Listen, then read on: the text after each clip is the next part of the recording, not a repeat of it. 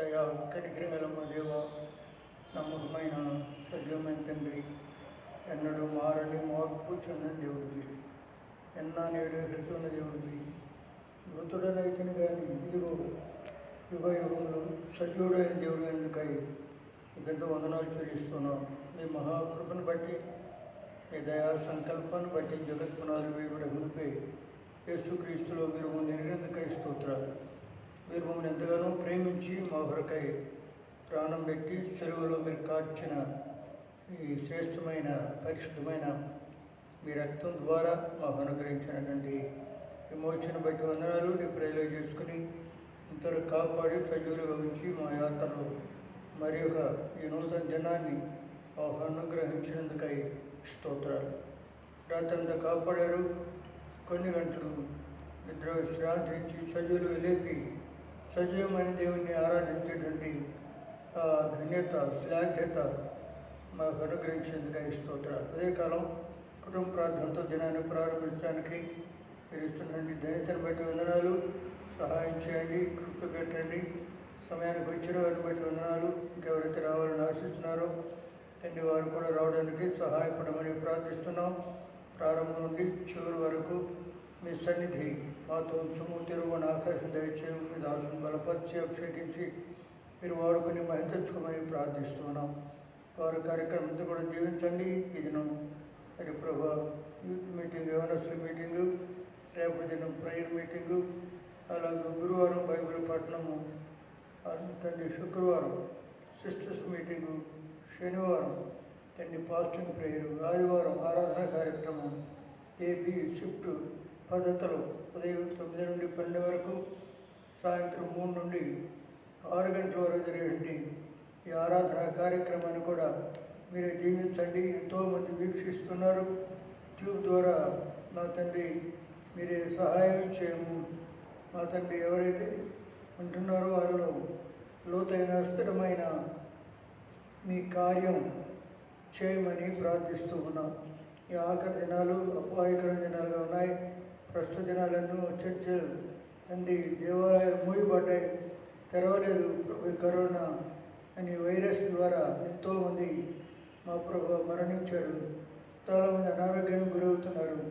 వేరు వేరే విధానంలో ప్రజలు అశాంతి అసమాధానంతో జీవించేవారుగా, మరణ భీతి భయము ఆవరించిన వారుగా కనిపిస్తుండగా మీరు సహాయం చేయము, జ్ఞాపకం చేసుకోవడము. అలాగే పరిచర్య అనేక జీవితానికి గొప్ప చైతన్యతని కలిగించేదిగా సహాయం చేయమని ప్రార్థిస్తున్నాం. రక్షించబడిన నీ బిడ్డలు మీ కొరకు సాక్షాత్తుగా ఉండగలిగినట్లు వారి వారి స్థలాల్లో మీరే కృపద ఇచ్చేయండి. మీరే నాకు సాక్ష్యం 1:8 అపోస్తుల కార్యం చెప్పినట్లు అయినను పరిశుద్ధాత్మ మీ మీదకి వస్తుంది, మీరు శక్తి పొందుతారు. యూదయ సమరయ దేశం అంతటా బుద్ధిగంధం వరకు మీరు నాకు సాక్షిగా ఉండాలని మీరు ఆశిస్తూ ఉన్నందుకై ప్రభా మీకు వందనాలు చెల్లిస్తున్నాం. సహాయం చేయండి, కృప పెట్టండి. ఎప్పుడో నిర్మంతమైన కాంపౌండ్ చుట్టూ కూడా మీ కాపుదలు దయచేయండి. ఏ తెగులు కూడా సమీపించదన్నారు.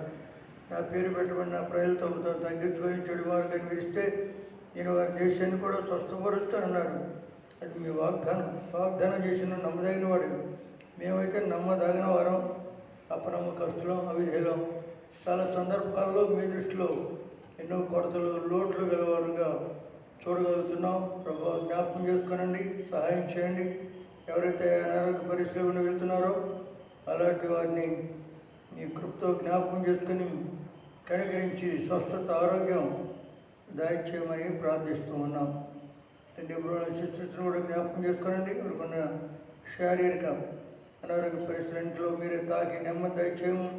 ఎంతోమంది ప్రార్థన మనలు ఇచ్చారు తండ్రి. వారందరి కొరకై మేము ప్రార్థిస్తున్నాం.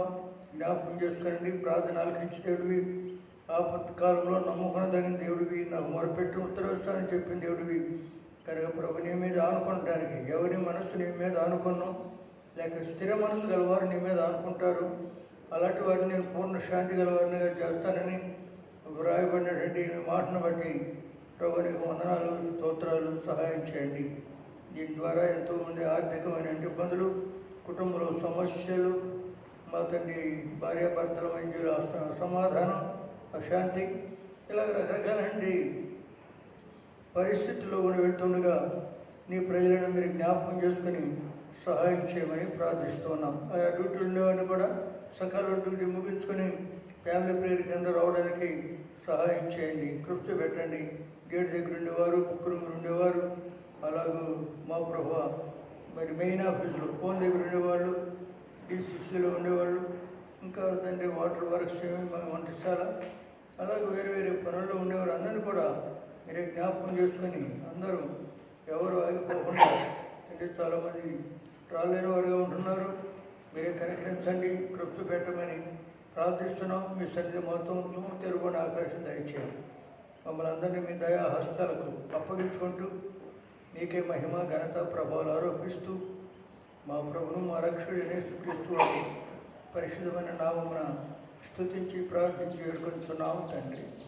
ఆమేన్.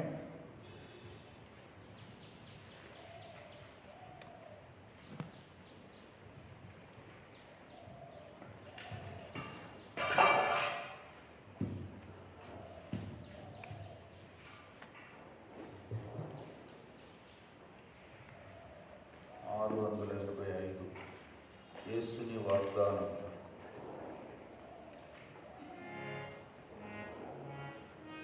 పాత పుస్తకం నుంచి 583, కొత్త పుస్తకం 685.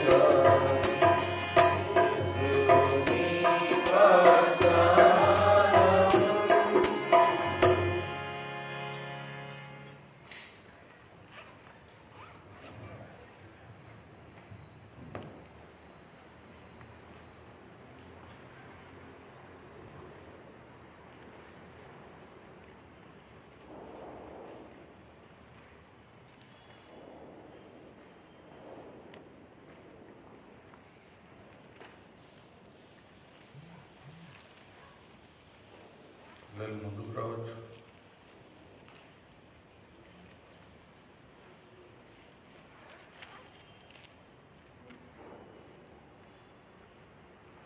యెహోషువ 23. పీటర్ నువ్వు వెనకాల కూర్చున్నందుకే వేరే వాళ్ళు కూడా వెనకాల కూర్చున్నారు. స్తంభం కావాలంటే ఆయన స్తంభం అంటే ఇవ్వండి.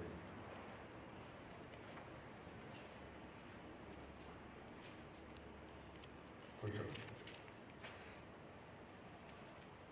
23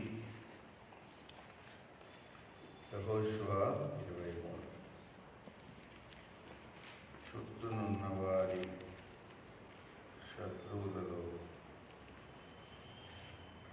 ఎవరినో వారి మీదకి రాకుండా యెహోవా ఇశ్రాయేలీయులకు నెమ్మది కలుగజేసిన మీదట అనేక దినములైన తర్వాత యెహోషువ బహు సంవత్సరములు గల వృద్ధుడాయను.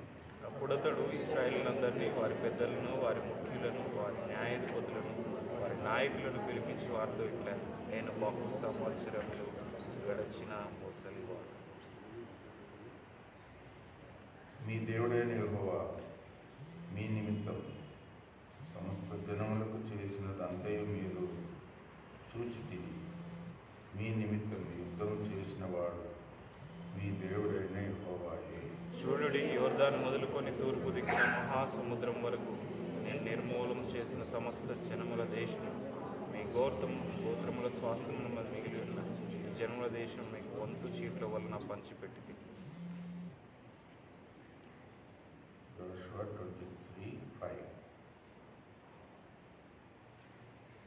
మీ దేవుడైన యెహోవాయే వారిని మీ ఎదుట నిలవకుండా వెళ్ళగొట్టిన తర్వాత మీ దేవుడైన యెహోవా మీతో సెలవిచ్చినట్లు మీరు వారి దేశమును స్వాధీనపరచుకొందురు. కాబట్టి మీరు మోషే ధర్మశాస్త్ర గ్రంథంలో రాయబడినదాన్ని గైకొని అనుసరించుటకు మనసు దృఢం చేసుకోండి. ఎడమకు కానీ కుడికి కానీ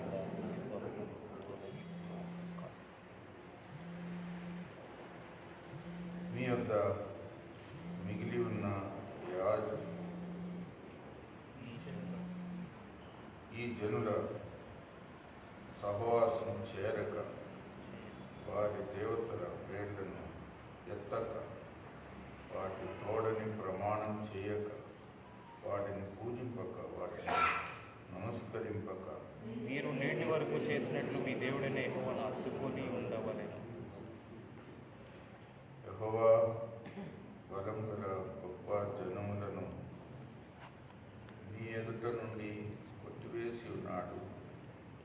మీ ఎదుట నేటి వరకును ఏ మనుషుడును నిలిచి ఉండలేదు. మీ దేవుడైన యెహోవా మీకు ఇచ్చిన మాట చొప్పున తానే మీ కొరకు యుద్ధం చేయవాడు గనక మీలో ఒకడు 1000 మందిని తరుమును. కాబట్టి మీరు బహు జాగ్రత్త పడి మీ దేవుడైన యెహోవాను ప్రేమింపవలెను. అయితే మీరు వెనుకకు తొలగి మీ యొద్ద మిగిలి ఉన్న ఈ జనములను హత్తుకొని వారితో 1000 మంది వారితో మీరును మీతో వారును సాంగత్యము చేసిన యెడల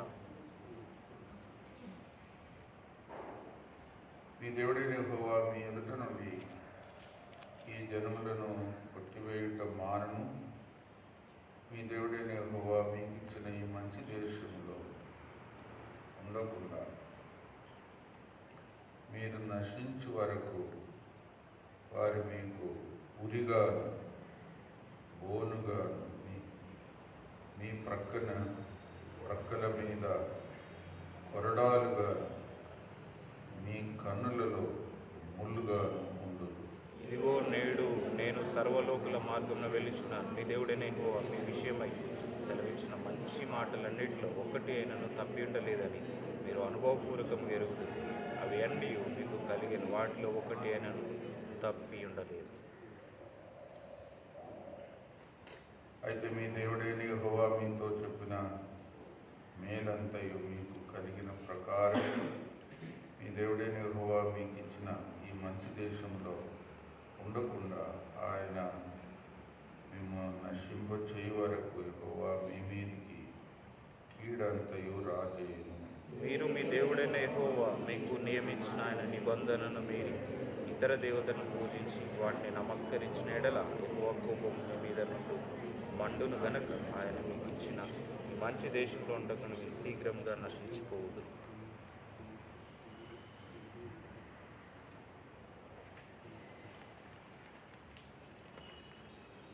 యెహోషువ యొక్క చివరి మాట. ఇప్పుడు యెహోషువ వృద్ధుడైపోయాడు.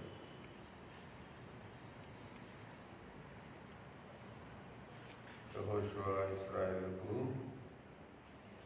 ఒక విధంగా ఇచ్చిన హెచ్చరికలు, జాగ్రత్త తీసుకోవడానికి ఆయన చనిపోయిన తర్వాత కూడా వారు మేలు పొందడానికి కొన్ని సలహాలు, హెచ్చరికలు తండ్రిగా, బాధ్యుడుగా, నాయకుడుగా వారికి ఇస్తున్నాడు.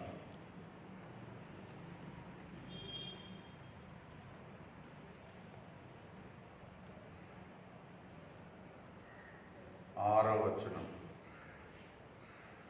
కాబట్టి మీరు మోషే ధర్మశాస్త్ర గ్రంథంలో వ్రాయబడినదంతటిని గైకొని అనుసరించుటకు మనస్సు దృఢం చేసుకొని ఎడమకు గాని కుడికి గాని దాని నుండి తొలగిపోగా. దేవుని వాక్యమే వారికి ఆలోచన, జ్ఞానము, నీతి, ఆశీర్వాదం కలుగచేసేది. మోషే ద్వారా దేవుడిచ్చిన ఆజ్ఞలు. అది వారు మర్చిపోకూడదు. దాని నుండి కుడికి కానీ ఎడమకు కానీ తిరగకూడదు. దాని నుండి తొలగిపోకూడదు. అది చాలా గొప్ప హెచ్చరిక. మనం కూడా ప్రతిదినం దేవుని వాక్యమును ధ్యానించాలి. ప్రతిదినము దేవుని వాక్యమును పాటించాలి. దేవుని వాక్యమే మనకు పాదములకు దీపం, త్రోవకు వెలుగు. God's word is a lamp unto our feet and a light unto our path. అలాగ జీవించడం గొప్ప క్షేమం, గొప్ప ధన్యత. దేవుని వాక్యము ఎంతో గొప్ప ఆశీర్వాదం కూడా ఇస్తాయి, స్వస్థత కూడా ఇస్తాయి. దేవుని వాక్యాన్ని పాటించే వారికి ఆరోగ్యం కూడా. తన వాక్కును పంపి ఆయన స్వస్థపరచు. నిర్గమకాండ 23-25, ఎక్సోడస్ 23-25.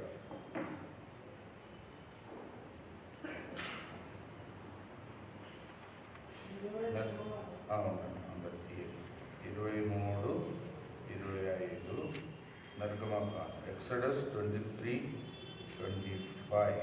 అందరం కలిసి చదువుతాం. 23-25 ఆల్ టుగెదర్. నీ దేవుడైన యెహోవాను సేవింపవలెను. అప్పుడు ఆయన నీ ఆహారమును పానమును దీవించును. నేను నీ మధ్య నుండి రోగము తొలగించగలను. సేవించాలి. You have to serve the lord. ఇశ్రాయేలుకి ఇచ్చిన ఆజ్ఞ. అప్పుడు మీ మధ్యలో నుండి రోగమును తొలగిస్తాను. 15-26 15:26 ఎక్సోడస్ 15:26 అందరం కలిసి చదువుతాం. 15:26 ఎక్సోడస్ ఆల్ టుగెదర్. చదవండి. ఈ దేవుడైన యెహోవా వాక్కును శ్రద్ధగా విని ఆయన దృష్టికి న్యాయమైనది చేసి ఆయన ఆజ్ఞలకు విధేయులై ఆయన కట్టడలన్నింటినీ అనుసరించి నడిచిన ఎడల నేను ఐగుప్తీయులకు కలుగు చేసిన రోగంలో ఏదీ మీకు రానివ్వను. నిన్ను స్వస్థపరచు యెహోవాను am the Lord that healeth you. కాబట్టి దేవుని మాటలకు లోబడడం ఒక విధంగా శారీరక రోగం నుండి విడుదల, ఆత్మీయ రోగం నుండి విడుదల, ఆత్మీయ ఆరోగ్యానికి ఆధారం, క్షేమంగా ఉండడానికి కూడా అది ఆధారం. అందుకే యెహోషువ దేవుని వాక్యం నుండి తొలగిపోకూడదు. God's word is the basis for all our blessings, health, spiritual health, our peace also, మన సమాధానం, దానికి కూడా ఆధారం దేవుని వాక్యమే. యెషయా 58:17, ఐజయా 48,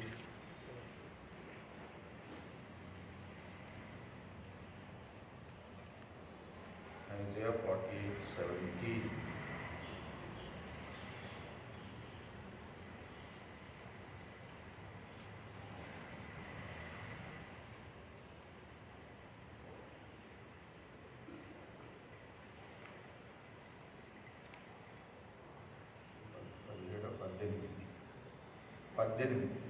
Isaiah 48:18 altogether. అందరం కలిసి చదవండి. నీవు నా ఆజ్ఞను ఆలకింపవలనని నేనెంతో కోరుచున్నాను. ఆలకించిన ఎట్ల నీ క్షేమం నది వలను, నీ నీతి సముద్ర తరంగముల వలను ఉండును. నీ క్షేమం, తెలుగులో చూడండి, నీ క్షేమం, సమాధానం, ఇంగ్లీష్లో peace, your peace shall be like river. తెలుగులో కూడా అర్థం బాగుంది. క్షేమం, సమాధానం అంటే క్షేమమే. క్షేమం అంటే ఆత్మీయ క్షేమం మొదట, ఆ తర్వాత శారీరక క్షేమం. ఎన్ని ఆశీర్వాదాలు! దేవుడెంతో కోరుచున్నాడు, ఆయన ఆజ్ఞలను మనం ఆలకించాలని, మనకు క్షేమం ఇవ్వాలని. God is so anxious to give us peace and prosperity, spiritually and also physically. కానీ అందుకే యెహోషువ దేవుని వాక్యమును తప్పకుండా వారు పాటించాలని హెచ్చరిక బలమైన రీతిగా చెబుతున్నాడు. ఒక వయసు అయిపోయింది. తర్వాత దేవుని వాక్యం, తండ్రి చిత్తం చేయవారే నాకు, యేసు ప్రభువు ఏమన్నాడు? Those who do the will of my Father, they are my brothers, sisters and mother. Close relationship, దగ్గర సంబంధం ప్రభుతో కలిగి ఉండాలంటే ఆయన చిత్తం చేయాలి. అది కూడా ఒక గొప్ప ఆధిక్యత. లోకము దాని ఆశలు గతించును, దేవుని చిత్తం చేయవాడు నిరంతరం ఉండదు. The world will pass away, but those who do the will of the Father will abide forever. ఇంకో మాట చదువుకుంటాం. రెవల్యూషన్ 3:10, ప్రకటన 3:10. ప్రకటన 3:10, రెవల్యూషన్ 3:10 ఆల్ టుగెదర్. ప్రకటన 3:10 అందరం కలిసి చదువుకుందాం. నీవు నా ఓర్పు విషయమైన వాక్యమును గైకొంటివి గనుక భూనివాసులను శోధించుటకు లోకమంతటి మీదకి రాబో శోధన కాలంలో నేను నిన్ను కాపాడేదను. లోకమంతటిని శోధించే దినాల్లో అనేకులు ఎన్నో శ్రమలు, కష్టాలు, మరణము, అపాయం ఎదుర్కొంటారు. కానీ నా వాక్యమును గైకొన్న నిన్ను కాపాడేదను. దేవుడు తన ప్రజలను ఎట్లా అద్భుతంగా కాపాడాడో ఎన్నో ఉదాహరణలు కూడా ఉన్నాయి. అక్కడ దేవుని వాక్యం ఓర్పు,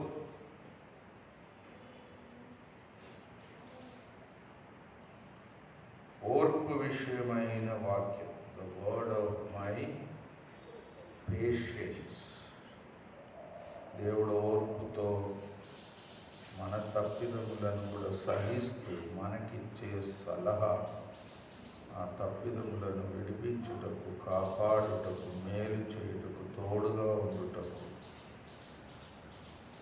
తన సన్నిధిని మనతో కనపరచడానికి ఎన్నో మాటలు, సలహాలు ఇస్తుంటాడు.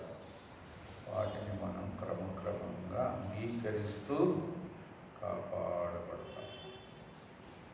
కాబట్టి దేవుని వాక్యం, God's word is very, very important. Those who diligently seek and obey will be benefited through the word of God. Joshua 23, 7th verse.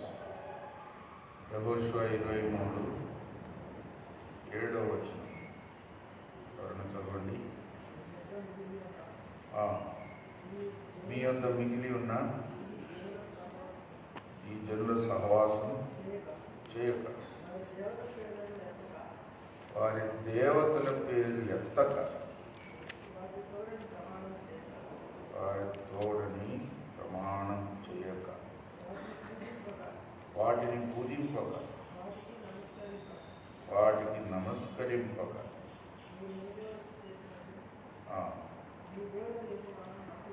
హత్తుకొని ఉండవాలి. మీ మధ్యలో ఉండే జనముల యొక్క దేవతలకు మొక్కకుండా, వాటి పేరు కూడా ఎత్తకుండా. You should not take the name of the idols also. That's a great warning. అది గొప్పగా హెచ్చరిక.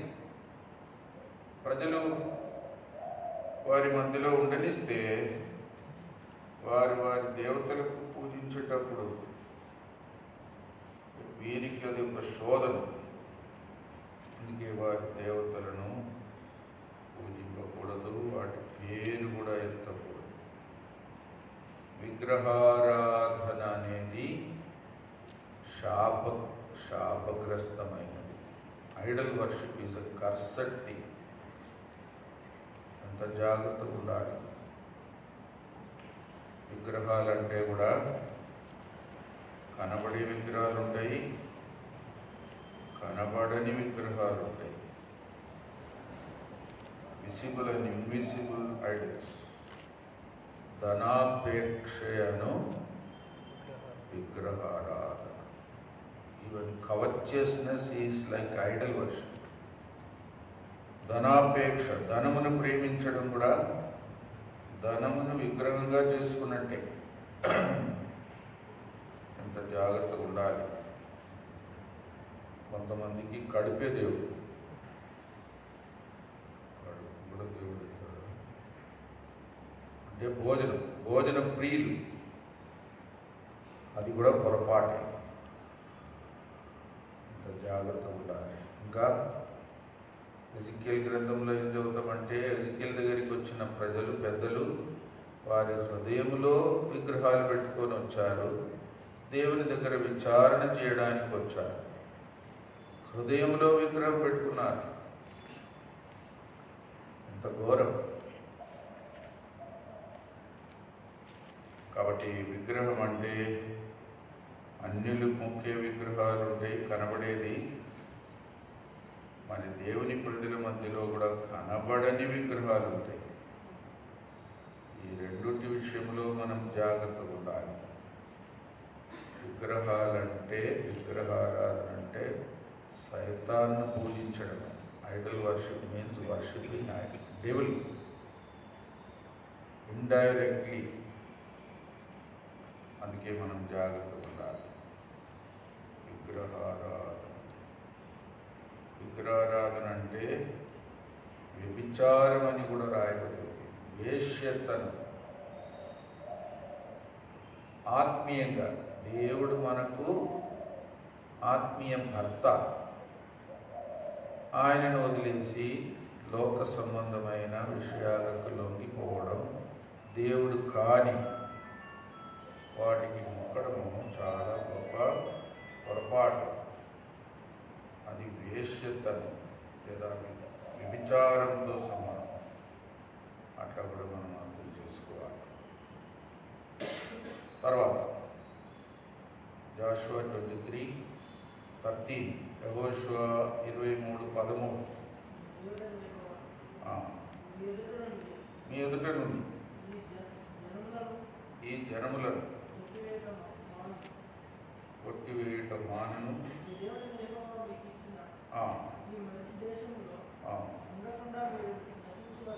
నశించువారు వారు మీకు ఉరిగారు,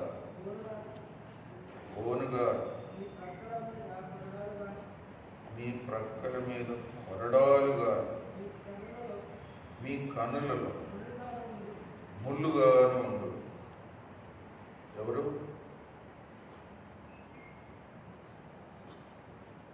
అన్యజనులు. అందుకే వారిని బ్రతకనీయరు. Unbelievers will be like thorn in your ice.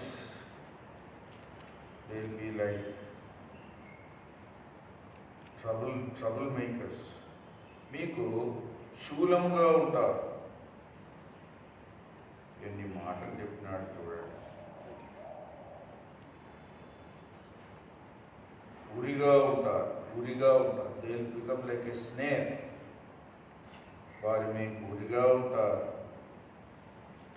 కాబట్టి అవిశ్వాసులతో సహవాసం చేయడానికి కొంచెమైనా చోటు ఇస్తే వారి ద్వారా ఎంత కీడొస్తుందో అనేది ఒక గొప్ప హెచ్చరిక. విశ్వాసులకు అవిశ్వాసులకు సహవాసం అనేది ఉండదు. వారి చీకటి, దేవుని బిడ్డలేమో వెలుగుకు చీకటికి సంబంధము ఉండదు. వెలుగున్న దగ్గర చీకటి ఉంటుందా? ఉండదు. అంత భేదం, అంత దూరంగా ఉండాలని కొత్త నిబంధనలో కూడా మనకి ఎన్నో హెచ్చరికలు ఉన్నాయి.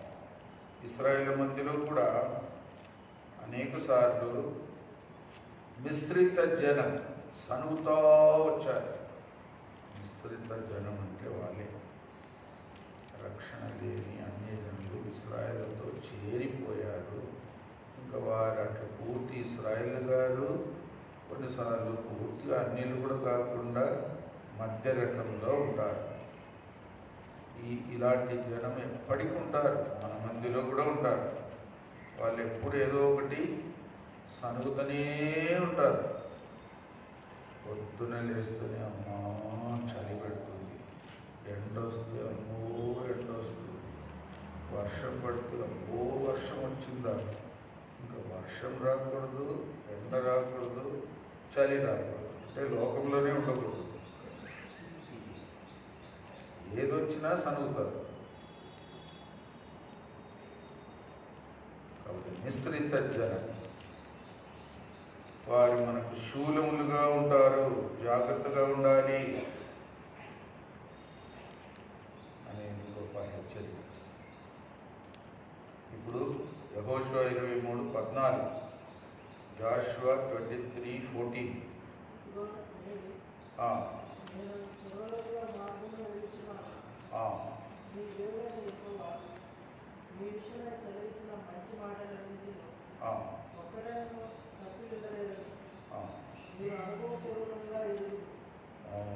నేను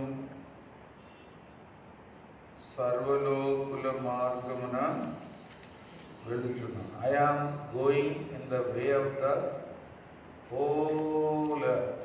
నేను లోకంలో ఉండే మనుషులు సాధారణంగా వెళ్ళవలసిన ఆ మార్గములో, అంటే జీవితము ఆయుస్సు అయిపోయిన తర్వాత మరణం ఎదుర్కోవడానికి నేను వెళుతున్నాను. ఇది తప్పదు. ఒకవేళ ప్రభు మనం బ్రతికి ఉన్నప్పుడే రెండోసారి రాకపోతే మరణం తప్పదు. కొంతమంది మరణాన్ని చూడరు, ప్రభు రాకడలో సజీవులుగా ఉన్నవారు రెప్పపాటున ఏమవుతారు? మార్చబడతారు.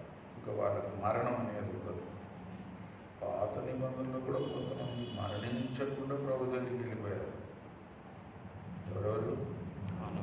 ఆనోకు, ఏలి, వీళ్ళిద్దరు మరణం చూడలేదు, చూడకుండానే వెళ్ళిపోయారు. ఒక చిన్న బాబు అడిగాడు వాళ్ళ డాడీని, పరలోకము చనిపోకుండా వెళ్ళే మార్గం ఏదన్నా ఉందా అని అడిగాడు. ఎందుకంటే చిన్నవానికి చనిపోయేది ఇష్టం లేదు. పరలోకం అయితే పోవాలి, చనిపోకుండా పోవాలి. చనిపోయిన తర్వాత పరలోకానికి పోయేది కూడా అంత బాగలేదు అని, ఈ చనిపోవడం అంత బాగలేదు. ఒక విధంగా కొంతమందికి ఆధిక్యత దేవుడు ఇచ్చాడు, ఇస్తాడు కూడా. అయితే ఇప్పుడు యెహోషువ లోకులు పోయే మార్గంలో తాను వెళుతున్నాడు. మరణం అంటే ఒక విధంగా సర్వలోకానికి వచ్చిన పరిస్థితి. ఒక మనుషుని ద్వారా పాపం ద్వారా మరణం అందరికీ సంప్రాప్తమైంది. Through one man came sin, and through sin came death also. So అది సాధారణమైన విషయం. అయినా యెహోషువ తను తాను దీనుడుగా మరి దాని కొరకు కూడా సిద్ధపడుతున్నాడు. భక్తుల యొక్క మరణం యెహోవా దృష్టికి ప్రశస్తమైన, ఇంగ్లీష్లో అలా ఉంది, ప్రెషియస్. భక్తుల మరణం అతి విలువైనది. ప్రభునందు మృత్యునందు మృతులు ధన్యులు. Blessed are those who die in the Lord. కాబట్టి మరణం కూడా అంత కీడుకరమేం కాదు. మరణము పౌలు మాటలో చెప్పాలంటే, నాకు బ్రతుకుట క్రీస్తే, చావైతే లాభం. For me to live is Christ and to die is gain. లాభం. వెడలిపోయి క్రీస్తుతో ఉండుట నాకు మరి మేలు, మరి శ్రేష్టమన్నాడు. ఒక విధంగా మరణము, భక్తుల యొక్క మరణం, మూడి గారు అనుకుంటాను ఏమన్నాడు, ఆయన మరణ పడక మీద ఉన్నప్పుడు చనిపోయే రోజు, ఈ రోజు చనిపోబోతున్నాడు అంటే, మూడి గారు ఏమన్నాడంటే, ఈరోజు నన్ను దేవుడు క్రౌన్ చేస్తాడు, అంటే పట్టాభిషేకం, కిరీటం పెట్టి రాజుగా చేసే సందర్భాన్ని ఏమంటారు? పట్టాభిషేకం. ఈరోజు దేవుడు నాకు పట్టాభిషేకం చేయబోతున్నాడు అన్నాడు. అంత గొప్ప సాక్ష్యం. పౌలు కూడా అదే అన్నాడు, నేను సిద్ధంగా ఉన్నాను, పరుగు తుదముట్టించాను, నా విశ్వాసమును కాపాడుకొంటిని, నా మంచి పోరాటం పోరాడుతిని, కాబట్టి నా కొరకు నీతి కిరీటం ఉంచబడి ఉన్నది అని పౌలు సాక్ష్యం చెప్పాడు. కాబట్టి ఎంత గొప్ప జీవితం అది, ధన్యత. కాబట్టి అలా ఉండాలి. దేవుని వాగ్దానములు కూడా ఏది తప్పిపోలేదు అని కూడా యెహోషువ గుర్తు చేస్తున్నాడు. జాషువా 23:14, 23:14లో యెహోవా మీ విషయమై సెలవిచ్చిన మంచి మాటలన్నింటిలో ఒక్కటి అయినను తప్పి ఉండలేదని మీరు అనుభవపూర్వకంగా ఎరుగుదు. అవి అన్నీ మీకు కలిగింది, వాటిలో ఒకటి అయినను తప్పి ఉండలేదు. దేవుని మాటలు ఏది తప్పిపోదు, నెరవేరుతుంది. నెరవేర్చబడకుండా పోదు. అది ఎంత గొప్ప ఆధారం, మనకు ఒక ఆధారం. అందుకే దేవుని మాటలు మనం పూర్తిగా నమ్మవచ్చు. We can believe the word of God, promise of God fully. It will not fail. అది ఎన్నడూ తప్పిపోదు అనేది ఒక గొప్ప ఆదరణ. అనేకులకు దేవుడిచ్చిన వాగ్దానం దేవుడు ఎలాగ నెరవేర్చాడో అనేది ఒక గొప్ప సాక్ష్యం. ఆ వాగ్దానం మీదనే మనం ఇప్పుడు పాట పాడినట్టు యేసుని వాగ్దానములు జ్ఞాపకం ఉంచుకొని తుఫాను పిలిచిన సమయంలో నీ చాటుననే ఉండేది. కాబట్టి దేవుని వాగ్దానములను అన్ని సందర్భాలకు సరిపోయిన వాగ్దానము దేవుని వాక్యములో ఉన్నది. మనం కనుగొని దాన్ని చేపట్టి దాన్ని నెరవేర్చుటకు ప్రభువును వేడుకొని ఆ నమ్మకముతో మనం ఈ లోకంలో గట్టిగా పునాది వేయబడిన ఇల్లు వలె స్థిరంగా ఉండేవారి వలె జీవించాలి. దేవుని వాగ్దానం మనకు వ్యక్తిగతంగా కూడా దేవుడు ప్రతి సందర్భంలో ఏదో ఒక వాగ్దానం ఇస్తాడు. అది చేపట్టాలి. అదే మనకు ఆధారం, అదే మనకు బలం. God's promise for each need and instance we have to claim. That is our strength. మన జీవితానికి అదే ఆధారం. 28:15 ఆదికాండం, జెనసిస్ 28:15 యాకోబుకు దేవుడు ఇచ్చిన వాగ్దానం. అద్భుతం. ఇదిగో నేను నీకు తోడై ఉండి ప్రతి స్థలమందు నిన్ను కాపాడుచు ఈ దేశమునకు నిన్ను మరలా రప్పించదు. నేను నీతో చెప్పినది నెరవేర్చు వరకు నిన్ను విడువను. అంత బలమైన మాట. నీకు తోడుగా ఉంటాను ప్రతి స్థలంలోనూ, మళ్ళీ నిన్ను రప్పిస్తాను, నేను చెప్పిన మాట నీలో నెరవేర్చేదాకా నిన్ను విడువను, నువ్వు విడిచినా నేను విడువను. అట్లా ఉంది దేవుడిచ్చిన వాగ్దానం. నిబంధన, అబ్రహాముతో చేసిన నిబంధన, తన పిల్లలతో కూడా తరతరాలకు దేవుడు వాగ్దానం ఇస్తా వచ్చాడు. ఆ దీవెన, ఆ స్వాస్థ్యము, ఆ యొక్క ఆశీర్వాదములు పిల్లల తర్వాత పిల్లల పిల్లలు కూడా పొందుతూ వచ్చారు. అందుకే యాకోబుకు ఆ వాగ్దానం వల్ల స్థిరపరచబడింది. సో దేవుని వాగ్దానములను మనము చేపట్టాలి. ఇశ్రాయేలుకు చెప్పిన హెచ్చరికలు అవే. కాబట్టి దేవుడు మనకిచ్చిన వాగ్దానములు మనం కూడా ప్రతి సందర్భానికి మనము చేపట్టాలి, దాని మీద ఆధారపడాలి. అదే మనకు ధన్యత. అలాగ మనం కష్టములో నుండి, పొరపాటు నుండి, నష్టములో నుండి, శత్రువు నుండి, ఆత్మీయ నష్టము నుండి కూడా కాపాడబడతాం. చేపట్టాలి.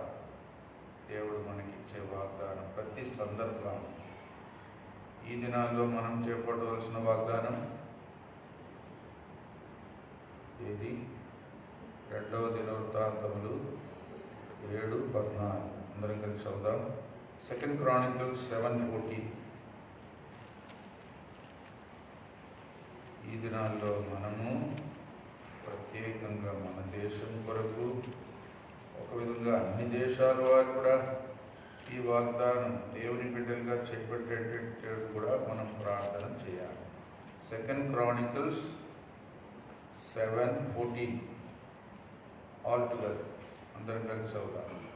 నా పేరు పెట్టబడిన నా జనులు తము తాము తగ్గించుకొని ప్రార్థన చేసి నన్ను వెదకి తమ చెడు మార్గములను విడిచిన యెడల ఆకాశం నుండి నేను వారి ప్రార్థనను విని వారి పాపమును క్షమించి వారి దేశమును స్వస్థపరచు.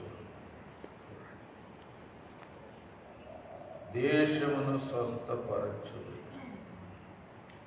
దాని ముందు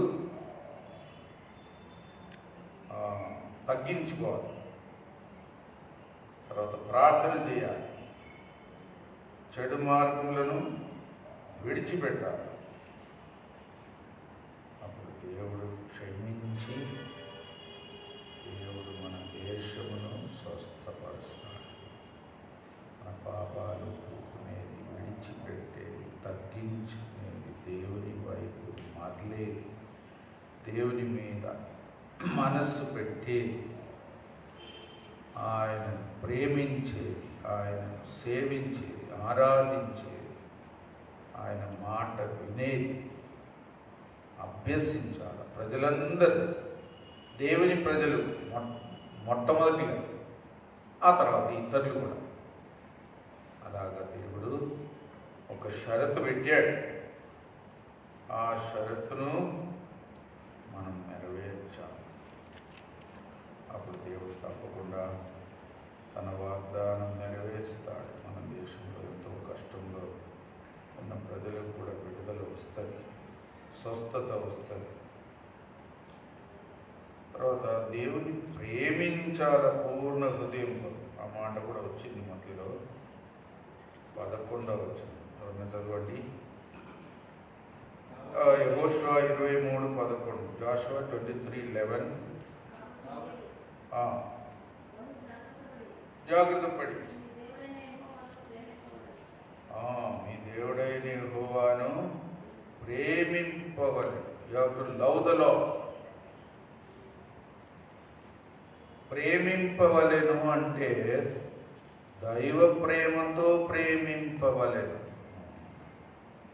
you have to love with God's love. పేతురుని అందుకే 3 సార్లు అడుగుతాడు, నువ్వు నన్ను ప్రేమించుచున్నావా? వీటన్నిటికంటే ఎక్కువగా, వీరందరికంటే ఎక్కువగా నన్ను ప్రేమించుచున్నావా అని ప్రభు 3 సార్లు అడిగాడు. పేతురు సరైన జవాబు చెప్పలేకపోయాడు. నేను నిన్ను ప్రేమించినట్టు నువ్వు నన్ను ప్రేమిస్తున్నావా అంటే ఇంకా ఏమంటాడు? ప్రేమించకుండా ప్రేమిస్తున్నాను అంటే ప్రభు ఒప్పుకుంటాడా? ఒప్పుకోడు. అది పెద్ద పరీక్ష. ఆ పరీక్షలో పేతురు ఫెయిల్ అయ్యి ఏడ్చాడు. అందుకే ఆ షరతు మాత్రం మారదు. మన ప్రభువును గాఢమైన దైవికమైన ప్రేమతో ప్రేమించే అభ్యాసములో ఉండాలి. అది ఎప్పుడు మనం జాగ్రత్త తీసుకోవాలి. లేకపోతే మనం ప్రభువును సేవించలేము, సేవించకూడదు. దేవుని బిడ్డలకు కూడా సేవ చేయలేము. నువ్వు ప్రేమించినట్లయితే నా గొర్రెలను మేపు, ప్రేమించకపోతే నా గొర్రెలను బాగు. ఓకేనా? ఇక అదే జరుగుతుంది. ఎవరైతే ప్రభువును సరిగా ప్రేమించరో వారి గొర్రెలను ఏం చేస్తారు? బాదుతారు, ఇక తరుముతారు, లేకుంటే విడిచిపెట్టేస్తారు. పోనీలే, ఒక్క గొర్రె పోతే ఏమైంది అనుకుంటారు, పోగొట్టుకుంటారు.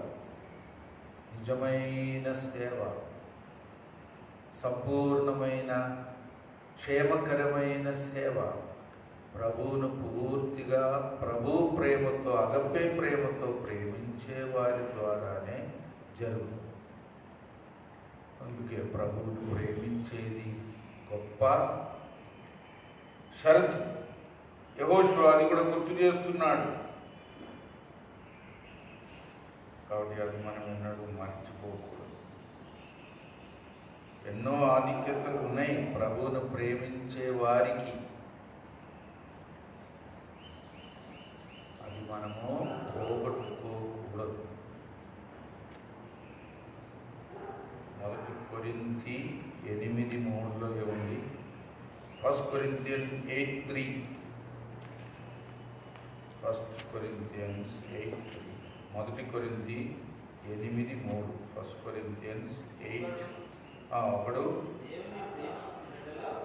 దేవుని ప్రేమించిన ఎడల అతడు దేవునికి ఎరుకైన వాడు.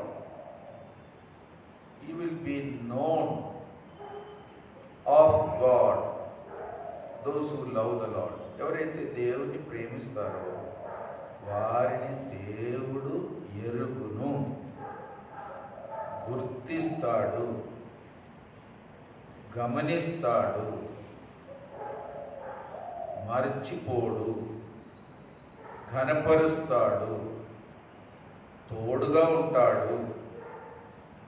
ఎరిగినవాడు, దేవుడు ఎరిగినవాడు అనేది చాలా గొప్ప మాట. అబ్రహామును గురించి కూడా ప్రభు సాక్ష్యం ఇస్తాడు. నేను అబ్రహాముని ఎరుగుదును.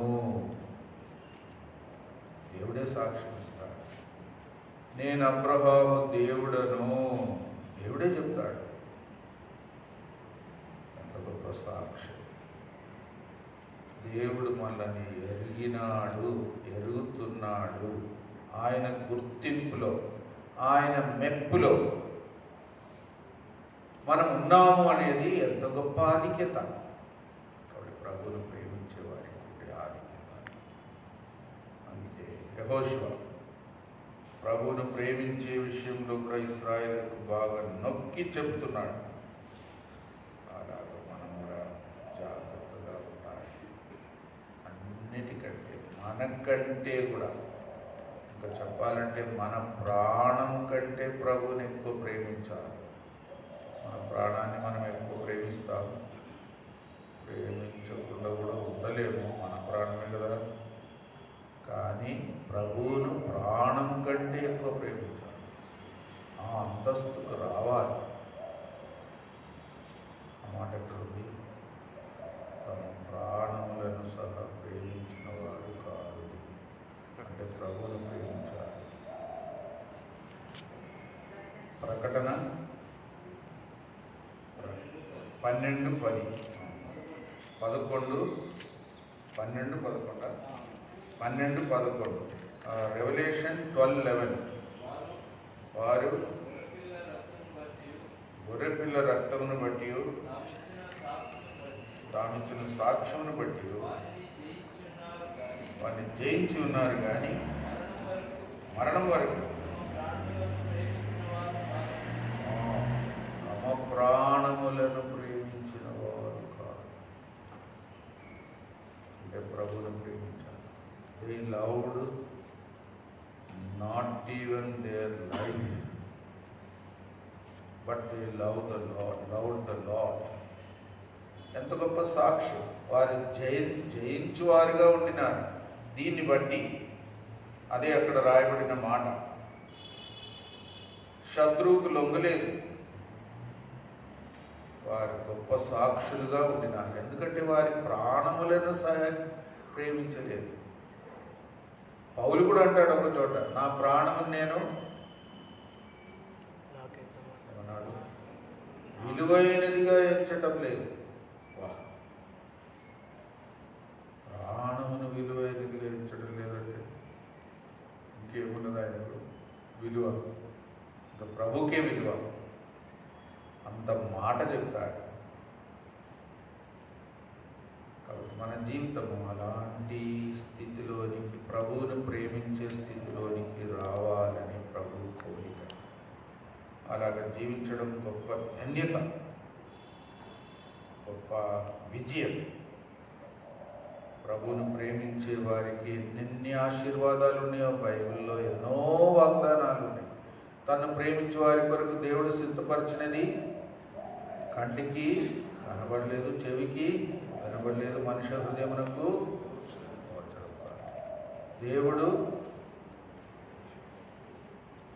ఎవరిని ఏర్పరచుకున్నాడు? పేదవారిని ఏర్పరచుకున్నాడు. ఆత్మీయంగా పరలోకములో ధనవంతులుగా ఉండేటట్టు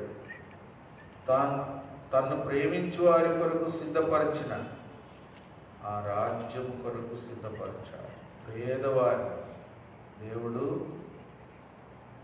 ధనవంతులు కావడానికి, ఆత్మీయంగా దైవికంగా నిత్యత్వంలో ధనవంతులు కావడానికి దేవుడు పేదవారిని ఏర్పరచుకున్నాడు. తను ప్రేమించు వారి కొరకు సిద్ధపరిచిన రాజ్యము వారసులుగా ఉండునట్లు. చూడండి అంత గొప్ప ఆధిక్యత. ఇక్కడ ప్రభుని ప్రేమించేది చాలా గొప్ప ధన్యత అని ఎంచుకోవాలి. అది కూడా మనము గుర్తు చేసుకుంటాం. ఇప్పుడు మనం ప్రార్థనకి వెళ్తాం, కొద్దిసేపు ప్రార్థన చేస్తాం. మన దేశంలో కూడా ఈ వ్యాధి ఎక్కువ అవుతుంది కాబట్టి దేశాన్ని దేవుడు మన ప్రార్థన విని, మన తగ్గింపు, మన పరిశుద్ధమైన జీవితం జీవించడానికి చేసే తీర్మానమును బట్టి మన ప్రార్థన దేవుడు విని మన దేశాన్ని కూడా దేవుడు స్వస్థపరచాలి. దేశమును స్వస్థపరుస్తున్న వాగ్దానం 2వ దినవృత్తాంతం 7:14 చేపడదా ప్రార్థన చేయండి. ఒక సహోదరుడు మొదలుపెట్టండి. ఈ వారం అంతటి కార్యక్రమం కొరకు కూడా ప్రార్థన చేయండి. ప్రజలు కష్టంతో వస్తున్నారు, వచ్చేవారికి కూడా ఎలాంటి కష్టం రాకుండా, వ్యాధి రాకుండా కూడా కాపాడబడినట్లు ప్రార్థన చేయండి. లోకం అంతటిలో కూడా ఈ వ్యాధి తగ్గిపోవాలి, ప్రజలు దేవుని వైపు మరలాలి, రక్షణ పొందాలి, ఆత్మీయులు కావాలి, దేవుని ప్రేమించేవారు కావాలి, దేవుని మాటకు లోబడేవారు కావాలి. అదొక్కటే విరుగుడు. అప్పుడు దేవుడు అద్భుతం చేస్తాడు. ఒక సహోదరుడు మొదలుపెట్టాడు.